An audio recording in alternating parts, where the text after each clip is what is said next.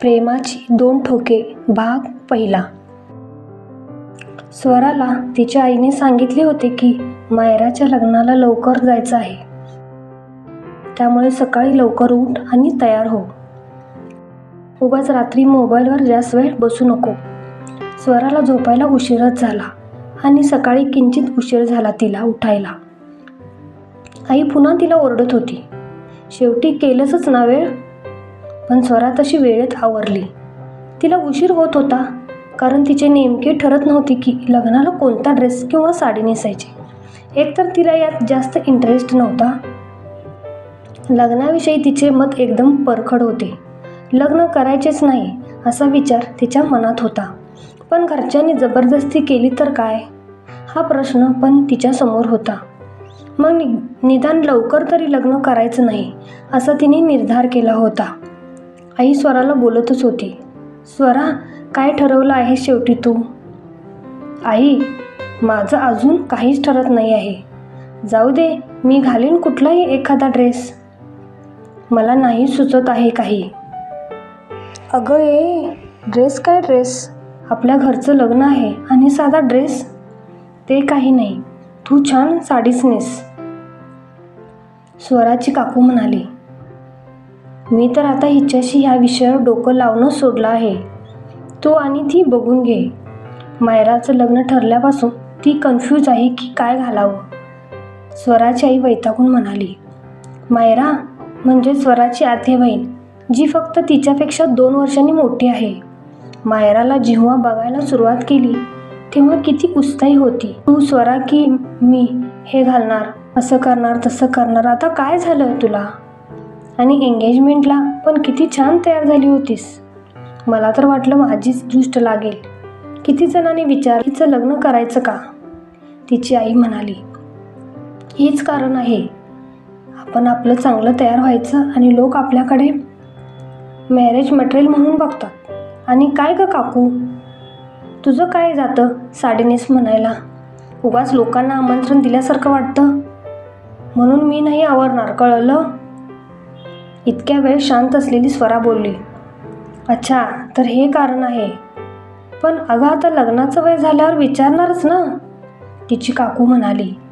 आणि कोणी मागणी घातली तर आम्ही काही लगेच तुझं लग्न लावून नाही देणार, तिची आई तिला म्हणाली. असं म्हणायला काय जातं? मला तर लोकांपेक्षा तुमचीच जास्त भीती वाटते की द्याल तुम्ही लग्न लावून, स्वरा मनातच म्हणाली. हे बघ स्वरा, आम्ही काही इतक्यात तुझं लग्न करणार नाही. तुझं शिक्षण पूर्ण व्हायचं आहे ह्याची जाणीव आहे आम्हाला. त्यामुळे तू या गोष्टीचं अजिबात टेन्शन नको घेऊ. आणि आता पटकन डिसिजन घे, लग्नात काय घालायचं. मी तर म्हणते छान साडीच नेस, तिची आई तिला समजावत म्हणाली. तसं आई बरोबर म्हणते आहे. घरच्यांना पण माझी काळजी आहे. ते ऐकणार नाहीत तसं कोणाचं. काय हरकत आहे छान साडी नेसून तयार होण्यासाठी? आणि मी माझा आनंद दुसऱ्यांसाठी का म्हणून सोडू? आणि माझी इच्छाच नाही लग्नाची तर कुणीही काही करू शकत नाही.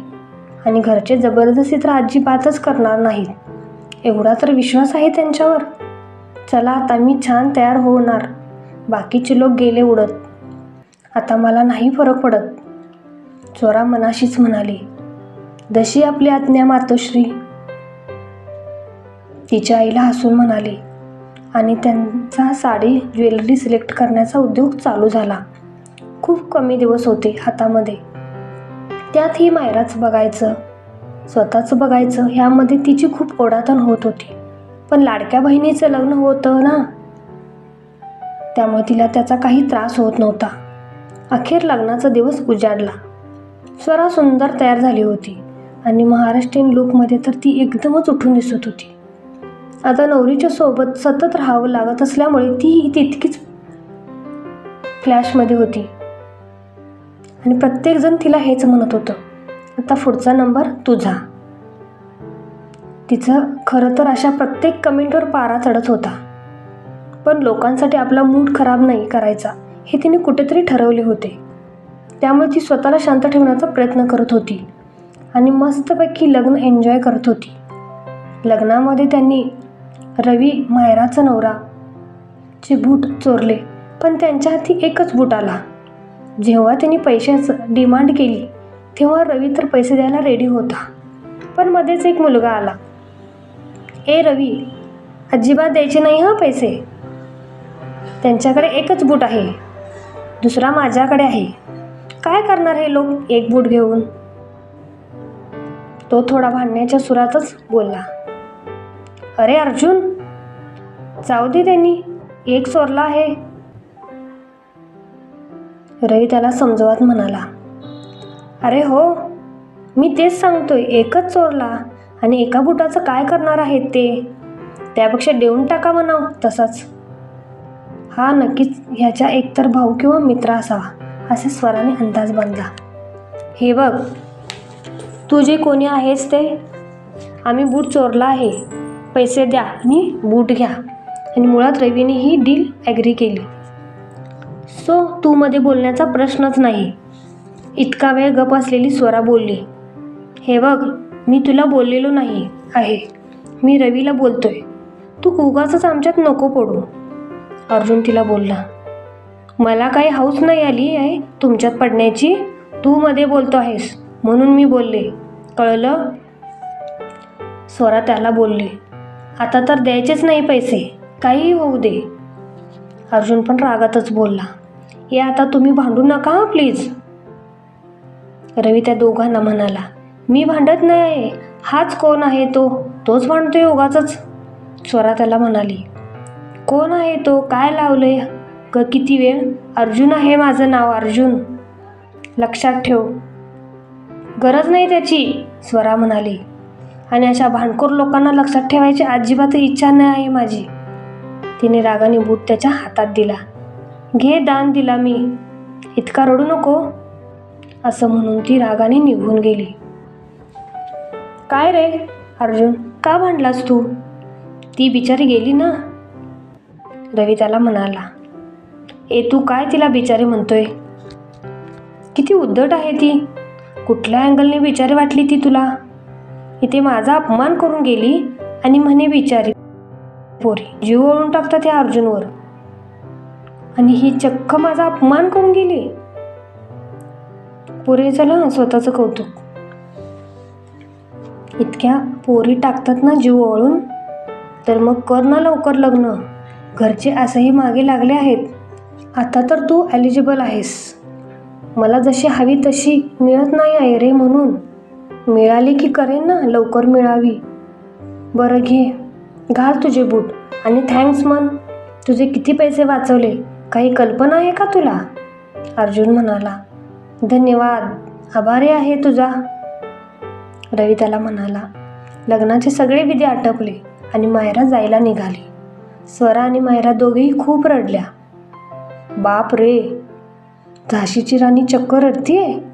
अर्जुनने स्वराकडे पाहून कमेंट पास केली. ते नेमके रवीने ऐकलं. हे बघ, अशा दुसऱ्यांच्या इमोशन्सवर कमेंट करू नये अर्जुन. त्या दोघींचं बॉन्डिंग खूप स्ट्रॉंग आहे, तो अर्जुनला म्हणाला. सॉरी, चुकलं बाबा, अर्जुन म्हणाला. कुठून ह्यांच्यासमोर बोललो काय माहिती, अर्जुन मनातच म्हणाला.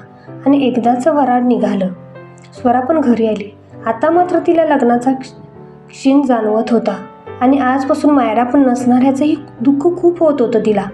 क्षणाक्षणाला तिची आठवण येत होती, पण थकव्यामुळे तिला कधी झोप लागली तिला कळलंही नाही. दुसऱ्या दिवशी ती सकाळी थोडं उशिराच उठली, त्यामुळे तिला खूप फ्रेश वाटत होतं. एव्हाना ती कालचं अर्जुनसोबतचं भांडण विसरलीही होती. ती होतीच मुळात तशी, म्हणजे राग ही लवकर यायचा आणि शांती तितक्याच लवकर व्हायची. जे आहे ते तोंडावर बोलून मोकळी, मनात काही ठेवत नव्हती, त्यामुळे ती स्वच्छंद जगायची. इकडे अर्जुन मात्र अगदी विरुद्ध. त्याला स्वतःचा फार अभिमान होता आणि कोणाचाही न ऐकणारा, माझंच खरं म्हणणारा. आणि स्वराने केलेला अपमान तर तो विसरणं शक्यच नव्हतं. पहिल्यांदा त्याला कोणीतरी रोखठोक भेटलं होतं. त्याला तिचं नाव अजूनही माहिती नव्हतं. अर्जुन, तू काल मायराची बहीण बघितली का? त्याच्या आईने विचारलं. आई, मी मुली बघायला नव्हतो गेलो आणि मी मुळात भारतात फक्त रवीच्या लग्नासाठी आलो होतो हं, तो म्हणाला. अरे हो, किती दिवस असे दुसऱ्याचे लग्न अटेंड करणार? आपलं पण बघा काहीतरी, त्यांची आई म्हणाली. आणि ह्या वेळेस तर मी तुझं ऐकणार नाही अजिबात. आणि मुळात तू आता पुढचे 3 महिने इथंच आहे. ह्या 3 महिन्यात तर मी जमवणारच, त्याची आई म्हणाली.